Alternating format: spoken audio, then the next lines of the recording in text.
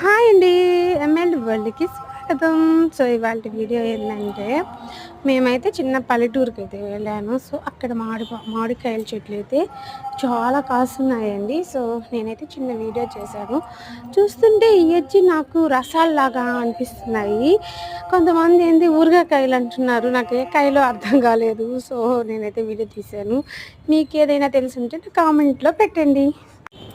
So, మామిడికాయల చెట్టు చూడంగానే ఎవ్వరికైనా వావ్ అనిపిస్తది గదండీ! నాకైతే మామిడికాయల చెట్టులో మామిడికాయలు కాస్తుంటే చూస్తుంటే కొయ్యాలనిపించింది. సో, నేనైతే కొయ్యలేదు. ఎందుకంటే వీడియో ఒక్కటే తీసానండి. ఇది మాకు తెలిసిన వాళ్ళ ఇంటి దగ్గరండి. చెట్లో మామిడికాయలు. వాళ్ళని అడిగితే రసాలని చెప్పారు.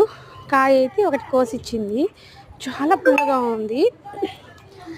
సో, ఇదండి ఇవాల్టి వీడియో. నచ్చిందా? సో, మా ఇంట్లో మునక్కాయ చెట్టు కూడా వీడియో తీశాను.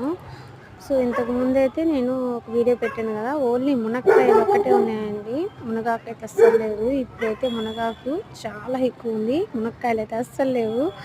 మునగాకు సీజన్ వచ్చినప్పుడు మునగాకు తినడం వల్ల కూడా హెల్త్కి చాలా బెనిఫిట్స్ ఉన్నాయండి. సో, నచ్చింది ఆ వీడియో. నచ్చినట్టయితే లైక్ చేయండి, షేర్ చేయండి, సబ్స్క్రైబ్ చేసుకోండి మరిన్ని వీడియోస్ కోసం. లైక్ చేసుకుంటే బాయ్.